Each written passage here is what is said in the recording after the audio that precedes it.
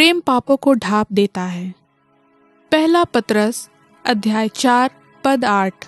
सबसे बढ़कर एक दूसरे के प्रति प्रेम में सरगर्म रहो, क्योंकि प्रेम असंख्य पापों को ढांप देता है। हर कोई कहता है कि प्रेम की महिमा अपरंपार है, प्रेम में अद्भुत शक्ति है, हमें एक दूसरे से प्रेम करना चाहिए, आदि आदि। पर क्या वास्तव में हमने प्रेम की गहराई को जाना है? क्या हमने सचमुच प्रेम को जाना है? शायद बहुत से लोग इस प्रश्न का उत्तर ना दे पाए, या दे भी तो आधा अधूरा। पहला कुरिन्थियों 13वें अध्याय में प्रेम को जिस प्रकार परिभाषित किया है, मेरी दृष्टि में यह प्रेम की सर्वश्रेष्ठ व्याख्या है। पहला पतरस अध्याय 4 पद 8 में भी वचन कहता है, एक दूसरे से अधिक प्रेम रखो।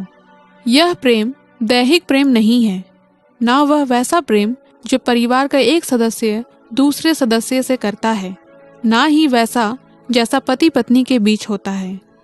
यह प्रेम अद्वितीय है, इसमें स्वार्थ नहीं है, इसमें त्याग है। यह व्यक्ति विशेष के लिए नहीं है, वरन संपूर्ण मानवता के लिए है। यह परमेश्वर के प्रति आदर के रूप में है। यह छल कपट से भरा नहीं है, वरन एक दूसरे के लिए चिंता से भरपूर है, मंगल कामना लिए हुए है। इसलिए यह वचन इस बात पर जोर देता है कि एक दूसरे के प्रति प्रेम में सरगर्म रहो। संसार में बड़े बड़े दार्शनिक हुए हैं। उनमें से एक था सुकरात, जिसे यूनान का एक महान दार्शनिक कहा गया है। उसे जेल में बंद कर दिया गया और जहर का प्याला पीने के लिए दिया गया। यह सही है कि सुकरात सत्य की खोज में रहा, पर अंत तक नहीं जान पाया कि सत्य क्या है। हमारे देश में भी बड़े बड़े ज्ञानी और दार्शनिक हुए हैं। उन्होंने सत्य व प्रेम की व्याख्या की है। प्रभु यीशु मसीह ने सत्य व प्रेम की व्याख्या शब्दों से नहीं, वरन स्वयं अपने जीवन के द्वारा की।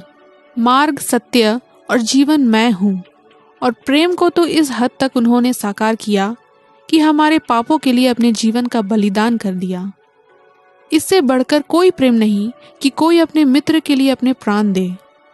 और प्रभु यीशु मसीह ने यह कर दिखाया और प्रेम का सर्वोत्तम उदाहरण संसार के समक्ष प्रस्तुत किया। यदि हम भी ऐसा निस्वार्थ प्रेम एक दूसरे से करेंगे, तो यह हमारे अनेकों पापों को ढांप देगा। प्रेम में जीवन की सफलता समाई है।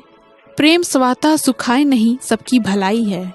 प्रेम का मर्म जान गया जो जन, उसने प्रभु की दया दृष्टि पाई है।